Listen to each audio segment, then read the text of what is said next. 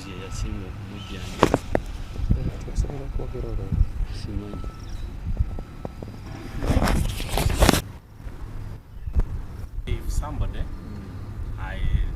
Amanya agange bampita Namara Karohanga Frederick. Zali enaku 15 March 2023. Nali supervisor w'abakozi ba Jackson Twinamasiko ku Mbeya Island esangibwa mu Victoria ng'ovudde Katosi. Kati awo yayinawo ettaka lye nali nvunanyizibwawo nali ngenzeeyo okusasula abakozi kubanga ffe abakozi baffe twali tubasasula nga half ne tubawa ezisembayo ng'omwezi gugwako. Kati nali ntuteye sente kusasula abakozi kubanga nali ngendayo buli lunaku naye nali nakava bwenti mu lyato gurupu ya Wanyama nga waliwo omusajja bamuyita Yasini Kasirye kubanga fena yali abeera awo n'omulala nga bamuyita Big Pig Jackson Sebitosi Jackson bwatyo erinnya naye manye kulya Jackson oba bweto oba Jackson Sebitosi naye nga tumumanyi nga Big Pig n'abantu abalala n'abatemwa bali babeera awo abalala ne banumba ne bankuba amayinja era nantema wano nankuba wano ejambiya era bwe namala kugwa wansi era ne bamparura awo ne bamparura ne banzija eri ku miti ya Mwami Jackson ne bandeetera ddala ku lubalama rw'ennyanja. Awo poliisi bwe yajja ya Marine bwe yanzija era ne banyagako $6 million ze nali nina mu nsawo yange ne banzijako national ID yange ne driving permit class B ne banzijako iPad yange ya Huawei ne banzijako ne Samsung yange Galaxy ne banzijako ne Nokia zonna era ne bazinyagako n'ensawo yange era ne banzijako ne jacket leather. Kati tukyali kwebyo era Yasini kenyini n'aleeta amafuta ga petro n'aganjiira ne bankumako omuliro banjokye banzite era bwe bankumako omuliro era ne gunjokya mu mugongo era ne gunjokya ne mubiri gwonna era ne banjokya ne ku kabina era ne gwampisa bubi nnyo era n'ebitundu byanje ebyekyama ne gubanga gunjokeza. So wayitawo akaseera awo kubanga bakubira ba Marine baje bantaase poliisi Marine Katosi nga tibaliwo kubanga bali bagenze mu operations. Kati nikitwala nga like 4 hours nga tibantaasiza nga yananjiika musaayi ebifaananyi nga 2 nansobola kubibaragako. Kati Marine bwe yajja nenzijjawo nentwala nintuukawo Katosi era ne bantwala mu Cape. Bwe twava mu Cape Medical Facility ne bagamba nti awo tebajja kunsobola kubanga nanifunye ebiwundu bingi ku mutwe. So ne bandeeta eno mu ambulance ntugenda Kampala ku imaging center balaba oba nfunye kuroti mu brain. Kati bwe twavawo nimba admitted awo ku St Benedict awo eruzira wenafunira obujjanjabi era ntugenda mu scan ne basanga nga guno mukono gwange gwa right era bagumenya egumba lyamenyeka na kuno okugulu kwa left nakwere egumba lyamenyeka. Kati ninsigalira awo era ninfunawo obujjanjabi era ne bamala ne bantwala eri Naguru Hospital ne bansaamu ekisementi era ninsigala nga nfuna obujjanjabi bwentyo ninsigala nga nfuna obujjanjabi era kusinziira ku ebisago bya nali nfunye ninfunamu n'ekyebandiise mu Luzungu post traumatic disorders kubanga omuntu weekanga n'osituka kwegamba bwolowooza ebintu ebyakutuukako. Bamaze okunumba ne bankuba ne bantuusako obwo obulabe ne banziba. Twagulawo omusango naye kubanga nze nali mu mbeera mbi munnange Godias Byarugaba ye yagurawo ogwo omusango on my behalf because Godias yali my immediate supervisor kati yagurawo omusango ku Mukono police station era omusango ogwo najja ninkola statement kati bwe natuuka nga nvudde bwenti mu lyaato because ffe tutumanye kuwuga nze simanyi kuwuga maze nze sigategeera omusajja yankuba ejinja ku mutwe big pig yankuba ejinja ku mutwe wano wenyine wano obwongo we bubeera n'enkovo gye zirirwa kuba waliwo enviiri kati we yankubira ejinja ningwa wansi omulala najja nankuba jambiya wano kati ne banzijjako ensawo kati bwe banzijjawo ensawo nga awo nga mpunza wunzeemu kati omulala najja n'ekitofaari naali nkuba wano kati olumala kunkuba bwento nga sikyategeera nga kwegamba ninga omulambo kubanga nali nfudda just survived by hairs blades kati awo bwe bamala kunyaga buli kimu nga bakinyaze Yasini n'agamba nedda bano ono omusajja yatulemesa wano katumukole kwatutegeere ajja kutya bwana abawonye taliddayo wano n'agamba kamurage ko nti ffe tutusaaga era awo yafunira petro n'ajinjiira era big pig nafune ekibiriti nakoleza era yatandika ku mutwe nanjira ku mugongo era petro nakirira yenna mubiri gonna era olibwe yansako omuliro wanu era yanjoca n'enkovu gye ziri ekyali visible era nakabina konna n'ebitundu byange byekyama byonna omuliro gwabyoca kubanga n'ebifaananyi mbiri nabwe mbikuraga obiraba era ne barua z'abasawo gye ziri ziraga wonna nga banjiridde petro naye kata ndowooza abana amawulire bonna banabanga batuuliriza n'abantu bonna eno nsonga si nsonga eryawo naye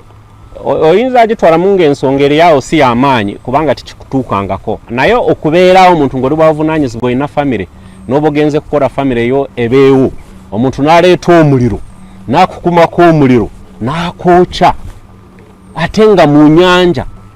ffe tutumanyi mazzi kubanga ewaffe teri mazzi tutumanyi kuwuga naye abasajja efujjo lye bankolako ne banziba ne bantuusako obwo obulabe naye bw'olaba ate mukama waabwe mukulu Maka Wanyama ng'ali yayinaayina n'agenda nga njogerako ebintu nti oba nali nafa nze sifangako wabula I just survived by hairs blades naye era wayitawo ebbanga tono nga bwe nkyogeddawo mu kutandika abo abatemu benyine ne batemula omuntu omulala okulaga nti their criminal pattern yeeyo obutemu bwo ku nyanja okubba abantu with that kind of impunity nti kubanga balina omunene agenda ku circumventinga biki adifeating a cause of justice ekyo kye kibawa amaanyi ne kibawaga kwegamba bwe natuuka ku Cape Medical Facility bantunga naye nga oba amasanyalazi gaali gagenze ng'oli akozesa tooki y'essimu kati obulumi bwe nali ndimu ate ng'omusaayi mungi ate ng'oli kwegamba ntandise kuwulira empewo nga walimu ekitengu kwegamba ngwena nkankana kati wali mu kuntunga nange era nga kwegamba mbasumbuwa ku lw'obulumi era bankuba eddagala kubanga nze I have a problem in my body nti bw'onkuba eddagala nerikendeza obulumi nze oba nkubye emiru zimeka nze omubiri gwange gusigala guli active nze tosobola kunkuba eddagala nintawulira ninsigala nga siwulidde bulumi kati wali nantunga bwe yantunga ebifaananyi gye ebiraawo omujja abiraba kati n'akwata omubiri muscles n'azitungira waggulu waginaayo kati bwe natuuka wano ku St Benedict ne bagamba nti waliwo overlapping ne bagamba banzizeeyo mu operation ngamba nno ku bulumi bwe natuukako nga bantunga n'okunzijamu ewuuzi nali sisobola kuddayo ku second operation naye nga bo bali ba propose ne bagamba nedda wakoze wano bubi tuddemu operation naye nga sisobola because it was too much the pain was so excruciating that nga sisobola kuddamu kati naye ninsigalira awo era nga bw'olaba wano enkovu era bazitunga bubi era newuzi ezimu zaali zisigaddemu wali wuzi gye bali esigaddemu era nali ngenzeeyo mbalala ninkumbira mukulu Jackson era n'agamba ngenda ombalala ku ddwaliro era nejjawo ne baddamu ne bazikola ki ewuzi ne bagijjamu eyali esigaddemu naye ng'obulumi era nakati sagala wabeewo akantu kankoona ku mutwe kati engeri gye naali mu bulumi era nga nkyafuna some treatment nga bwe bagambe post traumatic disorders ze nafuna okuloza ekintu ky'omuntu okusaako amafuta n'akookya era wayitawo ebbanga okitegeera era wayitawo akabanga naye nga si bbanga ddene era recording statement era omusango ne bagusanctioning era ne gugenda mu kooti era kati ninze kugendayo kuwa bujulizi ku musango ogwo nga gwe byali naye era kwegamba eno kuno egumba lye bamanya kuno okuguro kwa left lyo kwegamba likyalimu obulumi kati neyo guno omuriro gwe banjo kya wano ku kabina wano era ku mugongo wano nawe I have some kind of acute pain era mugongo gunuma era sina bakuterera bulungi ng'omuntu gwe wanditeredde era kyovaraba ndude era singa nali naterera nali badde naddayo dda kuwa ku mulimu era nakati sikora kati ni recording a statement era omusango guli mu kooti naye ekineewuunyisako ogwo musango nti yali attempted murder ne aggravated robbery naye ate ningenda kulaba nti bagukyusa ne baguyita simple robbery and causing grievous bodily harm kati guli mu kooti era muguno omwezi baali batuwadde ennaku sizijjukira bulungi naye ngenda kubuuza lawyer wange naye era nja kubeerayo ku kooti ngende mpa obujulizi kwabo abantu era nange ng'omuntu nnamu okwemulugunyamu mu office ya DPP because omusango gwali aggravated robbery and attempted murder ate ne bagukyusa ne guba minor ate gwali capital offense kubanga bw'olabya bye bantuusaako n'obunyazi bwe bankorako era bigufulira ddala aggravated robbery ingredients gye ziri zigufula aggravated robbery naye simanye ng'era abakulu gye babiyiiyaamu ne guba bwe gutyo so omusango gwo weeguli era twabagulako omusango era nabo ndowooza omukugezako kugamba banafuye guno omusango nabo era kwe kugulako ebyo ebisangosango bye bagamba arson and malicious damage to the property era nga bagezako kunafuya ogwo omusango gwendina naye nga na complaininga wa DPP kubanga twasanga benyini nga bakoze ensobi statement gye nakola ku musango gwa aggravated robbery and attempted murder ate statement yemu gye bafotokopinga era ne bagiteeka mu file ya malicious damage ne arson ate nga they are not related at all newankubadde amateeka twasoma amateeka tubitegeera bulungi naye tusobola kwata omusango gw'obubbi ate statement y'obubbi ate gyoteeka ku statement yaki y'obutemu so awo we basanctioningira file naffe ntucomplaininga era nemangamba nempandika statement ningamba no statement era ekwatako ogwo omusango gwe banteekako gwa arson and malicious damage ng'ekikulu kye baagala kwe kunafuya guno omusango gwendinako abo abatemu abanze bane bantuusako obwo obulabe bansanga nga nve mukono awo sijjukira lwalo lwakubiri oba zali nnaku mmeka awo mu guno omwezi oguwedde era nali ntuusawo kitintale piki nali ku bodaboda piki nizinsalako ne bangamba tukukute ne bangamba this we are Uganda police and we are arresting you era ne bagamba tugenda ku Jinja Road ningamba it's okay for Uganda police it's okay the best thing is that mumunye yanjulidde nze sigwarachi sigana ntutuke Jinja era ne bagamba ano tumutware mukono bagamba nedda ne bagamba no warrant protection yo batumutware Katwe ne bamara ne bagamba tumutware mukono era ne waliwo muyambe wa Wanyama gwe bayita Zubaira yo I think era ne nateeka mu moroka ye n'abaserikale abalala ntugenda mukono bwe twatuuka mukono era ne bangamba nti bakucharginga arson and malicious damage era nimbeerawo Tuesday, Wednesday, Thursday, Friday kubanga bo bankwata nga bangamba there is already sanctioned file ntogenda mu kooti ate bwe twatukonera nga ngenda mu 5 days police ne bagamba no ne era nange ntukola complaint negenda wa DPP file ne bagirecallinga era nange ne bampa bond era ninzirayo ni reporting era nakati ncha reporting ku bond for the time being nga tulinze binava wani wa DPP tibampitangako era sifunangako summons olusi ne babulira kwa abantu bange oboyo Jackson kenyine yali mukama wange nga amukolera any other person kubanga singanze bampita nalize sibadde I have not been hiding kubanga omuntu abaye kwese tinale wade kubanga singa bali banjagala wena recordingira statement ekwata ku musango guno gwe bantusako obulabe bandi nkute kubanga statement stage wandikira munsiko statement stage wandikira wa LC1 chairperson yajuri recordinga bari ba police era bandi nkute polisi ye Jinja Road bandi nkute ate n'ekirala singa nali nga nekwese kubanga naje bansanga tebansanga mu kisaru tebansanga mu nsiko tebansanga wansi w'enyanja nali ntambura emisana era bwe bayina bagamba Uganda police na I obliged because I can't resist arrest much as people have introduced themselves that we are so and so. I'm a law abiding person era byo bitwarude nga tugamba oli gondera amateeka ojja kufuna kyoyagala au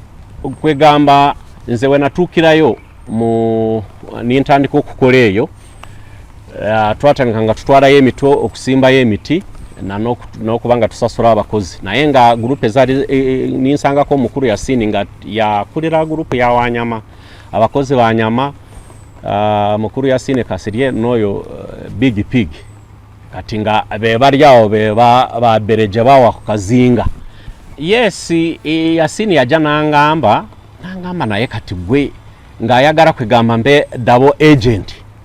ngende wa Wanyama mpeyo ku kasente ate bakole fujo wa Jackson ate mare ngende wa Jackson ate tubenga kwegamba tuleta kochi emivuyejo ngabora bo manya bana abantu abamanyide life ngezo na yenze ningamba no I am a principled person.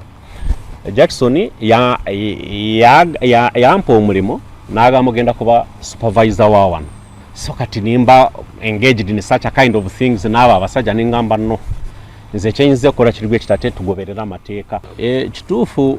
awo nga ntuusa okudwaliro St Benedict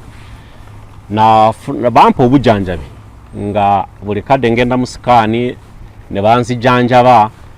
era nekeya bampa keye tegerekeka era nagenda ko nembalala eyo nga nzize ewafe kubanga zejenva naye eyo era ni mbanga nfunayo kwawo kubasawo nera ne bankorako nera ne Jackson gwe nali nkolera kubanga tiyanzija ku payroll era aka edembeliyeni nako oruso kufana nabwe nte tiyanegire kitinga because yaraba nali I am a responsible person tiyansulirira nturusi ngambe bikibicha wembade mugamba nti kati nina mu kino ekizibu nti oba mpulira nabwe nti era nankwatirako era ne rumu nafunako obuzibu kubanga ndowooza obajambira gye bankuba wano nali side ze mubende eyo era ningendako mu ddwaliro ngo eriso lino lifunyemuko obuzibu nga tiriraba nga balimu ekintu kiri blokinze era nampa obuyambi ningendayo era eriso ne balikola ki ne balikorako era ne balikorako ne balitereeza naye ke omuntu Buganda bayinza kulowooza omuntu naye kati yembeera ye Uganda gye tutambuliramu tuyiriba mpora newankubadde sena bakufuna amaanyi bulungi kuddayo ku mulimu naye era nzirayo anytime simanye ebbanga fayiro bwegenda kuva wa mukulu DPP naye okusinziira complaint gye nataddeyo nge ewakanya okusanctioninga fayiro ate nga babeesinze ku statement gye nali nakola ku musango omulala nga sigwe guno gwe bankwatira ate bo ne fraudulent ne bagiteekayo ne basanctioninga fayiro ng'olaba byonna bipangirire simanyi kubanga kino ekintu nsaba abakulu abali mu office ya DPP ntolusi kati naffe abantu abali wansi bw'oba ogenda ku sanctioninga fayiro ngeyo sooka okubemu ekifaananyi ogwo gwe nsanctioningira fayiro yesi muntu talina buvunaanyizibwa leetamu kw'amazima tosobola kukwata statement omuntu agambe nabye nti nga statement y'okubbe nti ate gy'oleeta n'ogambe no statement ekola ku musango gw'obutemu ebyo titwasoma amateeka naye ndowooza it's unethical era it is illegal naye tulina essuubi nti oluusi wanaavaayo ekirimu omuramwa kati bwe bankwata era bankwatirawo ekitintale ezalinga ssaawa nga 9 ez'emisana nali ku piki era kati ne bankube ne mukoransi ate kubanga singa bayimiriza wa piki era twandiyimiridde naye bwe bankwata ne bamparula ne bagamba poliisi kukute ningambe kisoke ne bagamba tugenda ku Jinja Road era ne banvugaawo tutuuka ku Jinja Road awo tugenda ku region era batwava ku region tugenda ku station era ne bagala bansigazaawo naye OC station n'agamba no fayiro ye teri wano and nze sobola kubeerera wano kutereka wano omuntu atalina wano fayiro mu mutwale gye mumanyi fayiro ekoze ki nga gyeri era abo bwe bantwalira mukono era ntugendera mu motoka yoyo omuyambi wa Wanyama era yatutwala natutusaawe mukono mwami Zubairo ayebale era awo nimarawo ennaku 4 nali ngenda mu nnaku 5 nga ndi awo ku poliisi nga bangamba fayiro beriwa oba fayiro eryeno oba fayiro eri mu kibi kyawo ate bo bankwata bagamba there is already sanctioned fayiro so we are going to court kati bwe twatuuka ate fayiro nga sigiraba nga fayiro ate okugisoma nga byeriko kwegamba nga bali bwe basoma bagamba bino nedda bino tebikwatagana era ncomplain nga wa DPP era fayiro ne bagitwara kati awo ne bampa bondi ne bagamba ojja kugira kukola ki reportinga era kyenkora so kati awo tulinze binava mu office ya DPP nga ncha reportinga ku police tulabe n'abavudde mu office ya DPP tunagenda n'ebyo era ne rumu ne police awo katosi waro si wawo yagenda simumanye erinnya naye yali yatutuuza n'agamba wayi mumanyiye ettaka lino tilijja kusenguka wano mubeera b'emirembe mugoberera amateeka kutuuka kooti bwerebesazeewo ani nanyini ttaka fena era ntubigondera naye kutuusa Yasini Kasirye oyo ne Big Pig nga beefudde bereje waawo nobwo ogendayo nobwo ogenda otandika ezo zikatosi n'obuuza Yasini she is just a raw criminal minded person waawo ku bizinga mu nyanja kitegeera awo we bantuusizako obulaba awo naye ng'emisango twaluze nga tubagurako emisango era ne ku police references gye ziri ngezaako kumenyawo bya mukulu wa Nyama byazayogera nti I have been in hiding kati nifunawo somebody ne ba recommending ansabule kulaba bano these guys aba psychiatrist barabe nga oba waliwo eddagala lye basobola kumpa era ntufunako omusawo nabanga waliwo eddagala lyampaamu naye nampaamu naku magezi nagezako kunkasoninga engeri gye nnina okweyisaamu kati ebyo byonna biri awo era nzize nsoma mu mawulire awo oluusi nindaba ku mawulire nga bagamba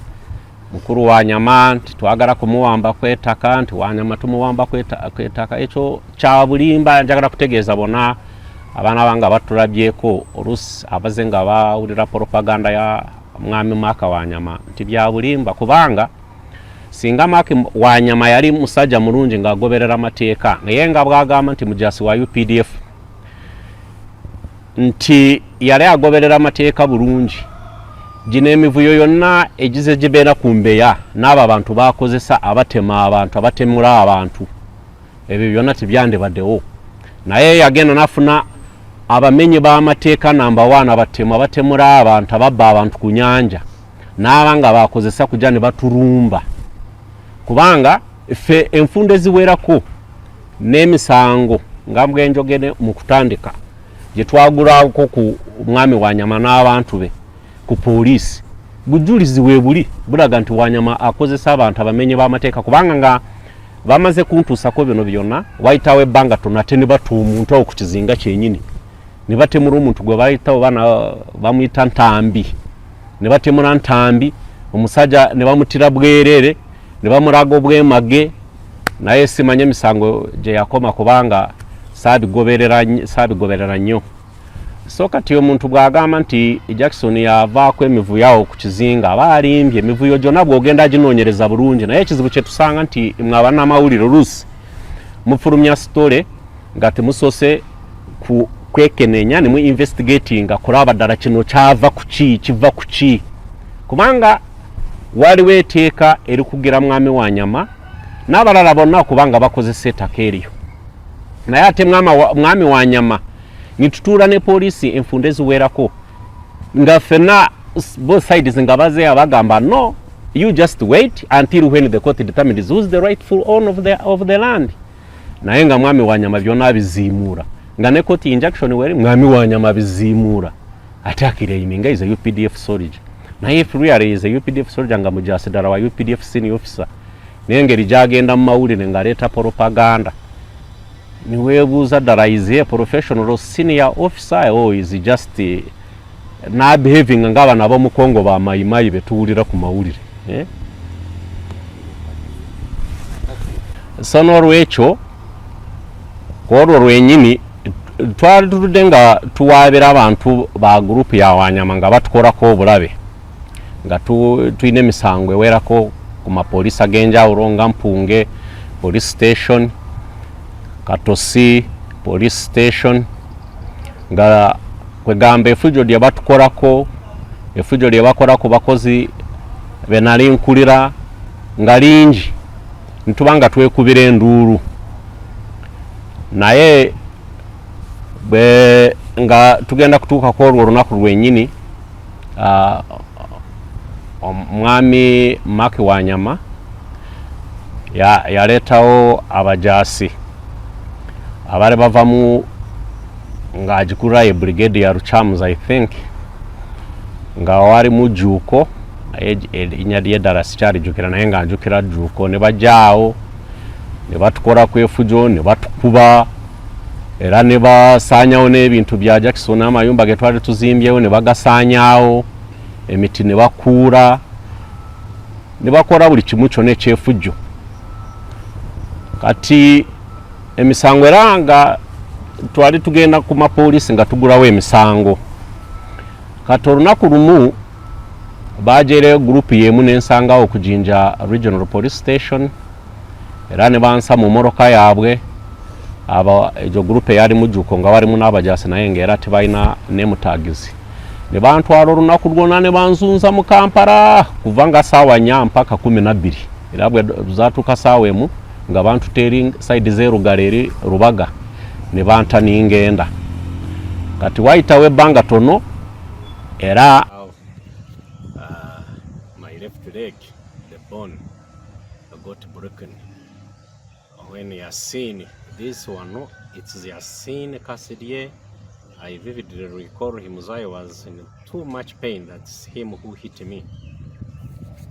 Egumba ly'okugulu eryamenyeka era wano nga nva mu x-ray ku St. Benedict. Awo Yasin Kassidye kenyini ye yankuba nga bamaze kunyaga ne wankuba n'amenya egumba. Kati obulaga abateme efujo lye bankolako era nsaba Katonda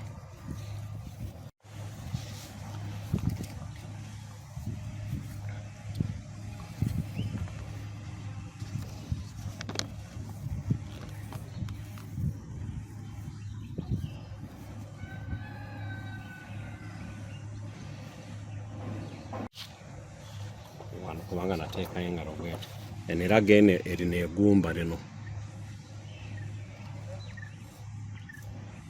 twagikoza erina egumba lye baamenya.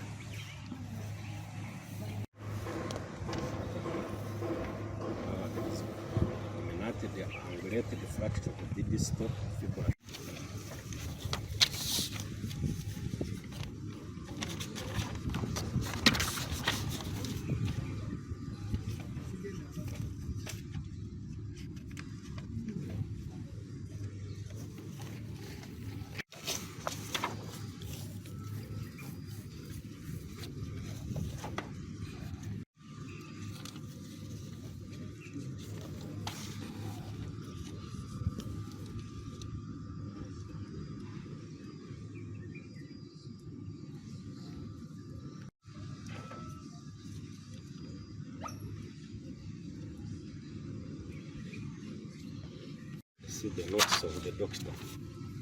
What do you call studio?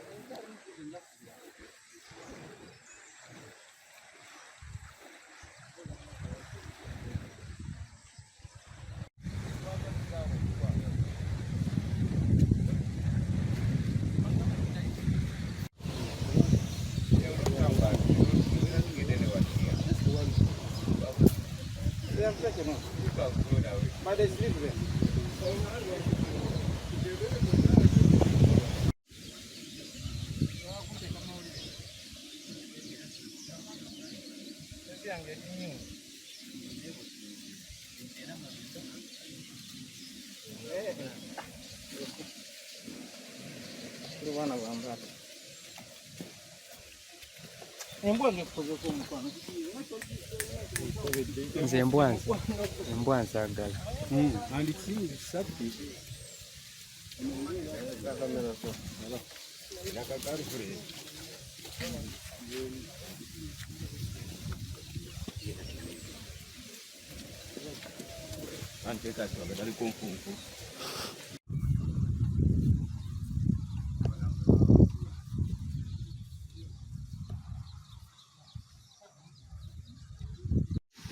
No problem.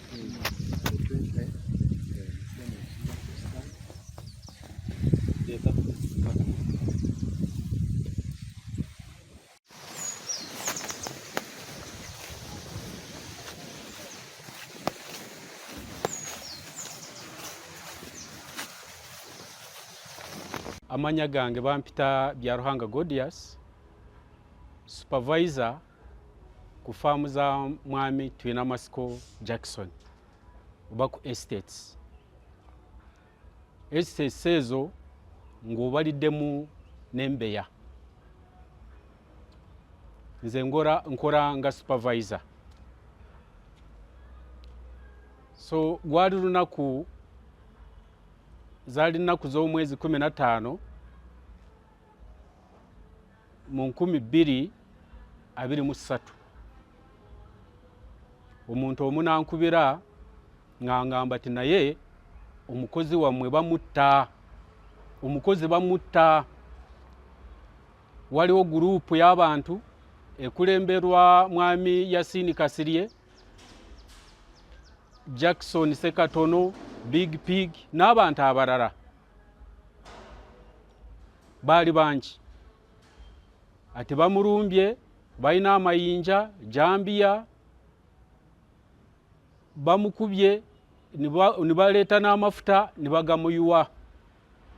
We n'omusajja aweddewo ayinza n'okufa. So kumala kunkubira bwe yagamba n'ateekamu akagambo ka ayinza n'okufa. Natya era tinaategeera n'omuntu wenyini ayankubira yaani. Nasooka kulumba kutegeeza buli omu ekikwatako tomukozi waffe embeera gy'alimu. Immediately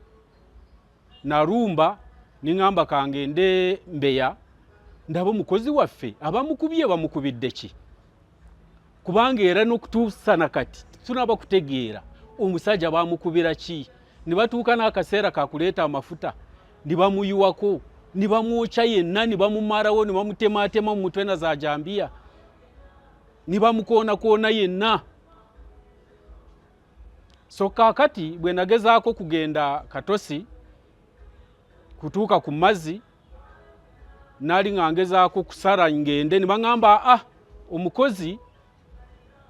ng'oba ogenda kulaba omukozi we basse, kubanga bamulabako bonna baali nga balowooza afudde. Ngu poliisi mugyeeyo ngu kirabike mututte mu ddwaliro. Bwe naabuuza baali awo ku mwalo ne baŋŋamba bamututte mu Cape Clinic. Ningendayo nimulaba, naye era aba Cape Clinic nga tibamusobola. Ne bamugjayo ne bamutwala mu malwaliro amalala. N'amala akaseera kawanvu nnyo kubanga yali bubi nnyo, era abantu bangi bamwerabiraga balowooza yafa kubanga bamukuba bubi, enkuba etategeerekeka nga intention yaabwe ndowooza yali yakumutta busi. Bwe yatereeramu nga tanaba kutereera, nagamba mukama wange Mr. Twina Masiko Jackson embeera gy'alimu, nangamba nedda, genda reporting omusango emikono. Ningenda nindipotinga y'omusango kubanga we yali bubi nnyo. era omuntu ng'akubiddwa nnyo nga yinza n'okufa, omuntu amukwatako olina ku ripootinga ekibaddewo. Naye nga sinaba kugendayo olunaku ogwo gwennyini, era twagenda e Katosi ku poliisi ntugezaako okubabuulira ekibaddewo, ne poliisi yennyini eyamuleeta n'emugjayo tewali kye yakola, kugamba eringa yagaana kuyingiza omusango. So ebyo byonna bwe nabinnyonnyola Mwami Jackson n'angamba no, you go to Mukono and report the case. Ningenda Mukono nindoopa omusango, nitulinda watererera. We yatereera mpora mpora ng'asobola kwogera, nawe n'ajja e Mukono niye reportingira omusango.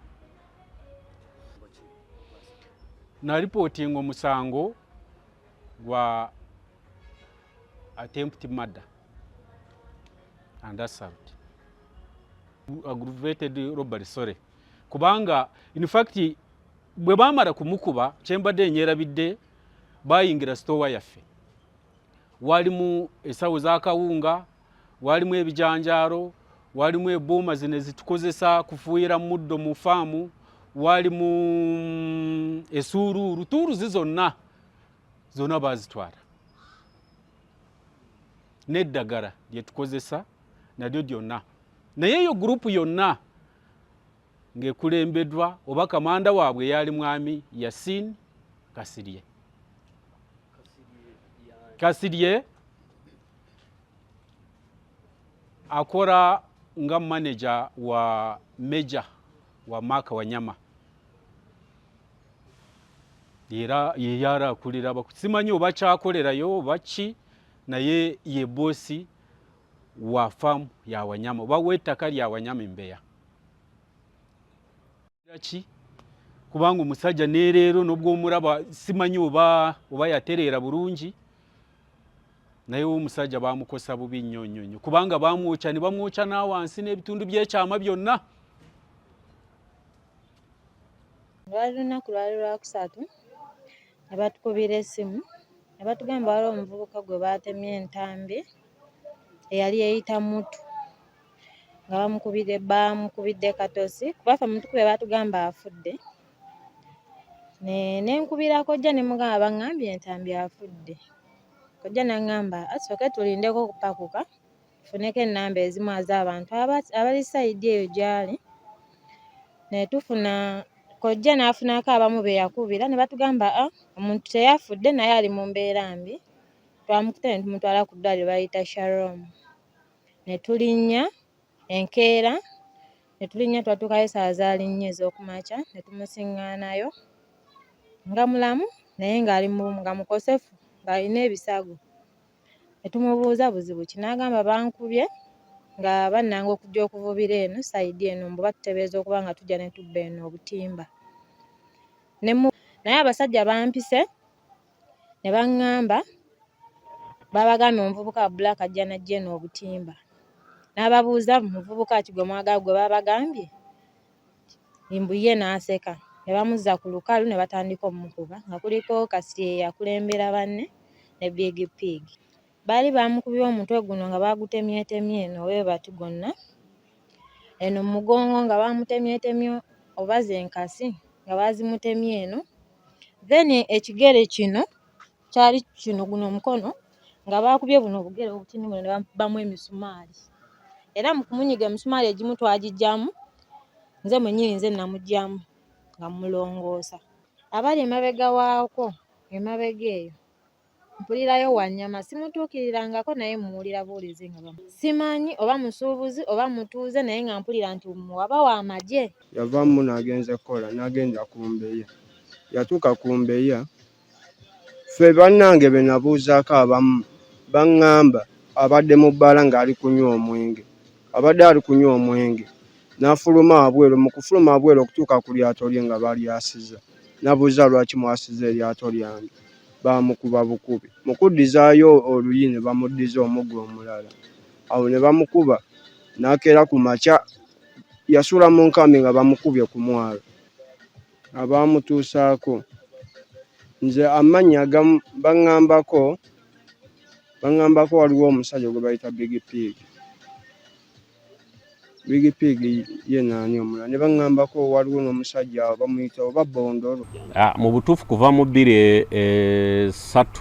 mu 2023 kutuuka kati ndowooza ngenda mbukadde nga 11 kati okutya nze saalibadde ndyawo nga ntya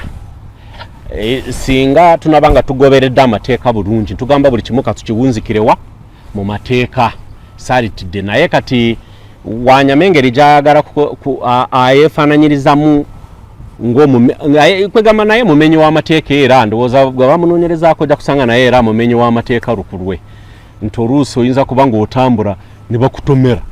oluusi oli ku kapiki ngaabo bwe bamparula ne bamparula kati ne bansuule mu kooransi oluusi omuntu nakulaba ng'olinya kapiki n'akutomera kati obeera muno okweraliikirira okwo n'ogamba oluusi bwe n'abanzizeeyo omululu n'asanga abo batemula ne bantemulirayo era because for me as fire am concerned kimanyi mu Uganda nze sirinamu omuntu akola ki anjiganya sirina buzibu na muntu yenna okujja kwabo era they were the first people era be basooka kubanga bantuusako obulabe nze omutuwala yarantuusizaako obulabe era nze sirina enemy kati nze kyenaalibadde nsaba kooti erabe nti gino emisango bagyekenenye bulungi ate bagisalire mu mazima ate oluusi Wanyama John alabye mawulire mukuru Wanyama agamba nti poliisi ate omuntu twamuyiga kumala emyaka emeka nze seekwekangako ate n'ekirala kyokka abasajja bali mu nnyumba emyaka 3 giseewo bonna baba bayimbula ne bagenda wano poliisi emukono tewali omu yali agenzeku mu kooti okubadde fayiro DPP yakisanctioning kati omu yabakulira gwe bayita Namara Kampanga omukozi wa Jackson Namasu kati twali tumunoonya emyaka 3 batulabye so last week kana yatuyamba netumufuna mukwata kati land protection unit yamukwata nemulete mukono agende mu kooti kuba case already sanctioned lwali lunako lwa kusatu nabeera mu poliisi awo nenziruka kuba nali ntidde nga amanyi engeri gye baleka bali ne bagenda nono embandudde bajja muleka agende so naze netuyingira ku Friday tebamututte ku Saturday musajja namusubula n'agenda gwemaze emyaka 3 ne poliisi nga tunoonya fire sanctioned. Fire eno yaggulwawo mwaka 2021 era